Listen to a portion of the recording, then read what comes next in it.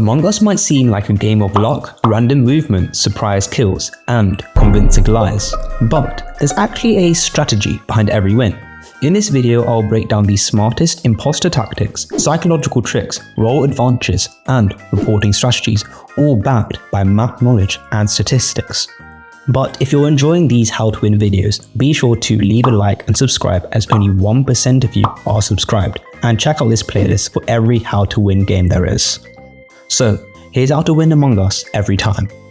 First off, map stats, and how can imposters use this to their advantage.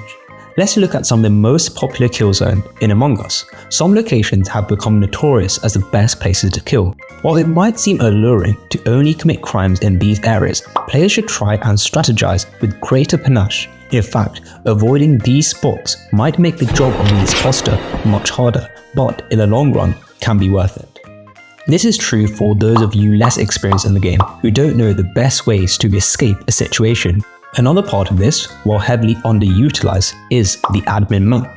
For example, if there are 3 remaining people and the admin map shows that 2 of them are together, then it's not a good idea to put out the "he vented" accusation. There would be a witness against that claim, exposing the imposter for lying that he is. If, however, the admin map shows 3 people dispersed across different sections of the map, then that's an opportune time to throw the "he vented" accusation. But now, this is where the game really comes apart: human psychology. First, emergency meetings. Most rookie imposters prefer staying silent in meetings in a bid not to attract any unwanted attention. However, more often than not, this strategy ends up failing since players target silent crewmates and gang up on them as a result of this suspicious behavior. The key here is to participate in the discussion without drawing too much attention and avoid making wild claims and accusations that only work against you in the long run.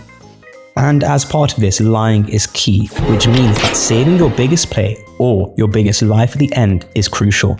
When 3 crewmates remain, imposters should run to the big red button and then immediately claim that they saw someone vent. Hard lies are lies that claim hard evidence, such as "he vented" or "I was in the security room, I saw him kill." These are powerful accusations that, when used, will almost guarantee everyone's sides with the accuser. People will always believe a vent accusation, but once they kick out the guy accused of venting and it turns out he's not the imposter, then all fingers point to you. Counter-accusing the accuser is an important method here. People keep pressuring the imposter if all they do is negate accusations. Instead, redirect the conversation so that suspicion is evenly spread throughout the crew. In fact, if worse comes to worse and you somehow scrape your way through to the next round, be sure to kill off your main accusers, as it means you're much less likely to be voted out in the next round. But it's also important to keep track of who is calling these meetings in the first place. If there are crewmates who are totally out of meetings, it's best to spare them and save them for the end. This leaves the imposter with a small group who can't sound the alarm. But what is the best way to report in the first place to keep yourself out of the way? In general, it's best to use a combination of self-reports and walkaways. If the person reporting the body is always the same, people will be suspicious and realize the snitch is constantly near the incident. On the other hand, walking away has its dangers as well. This can make it quite confusing to choose between one or the other action in Among Us.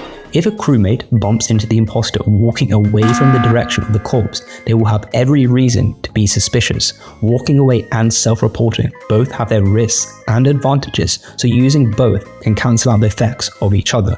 However, when there's a vent nearby after a kill, it's best to take it to escape the scene.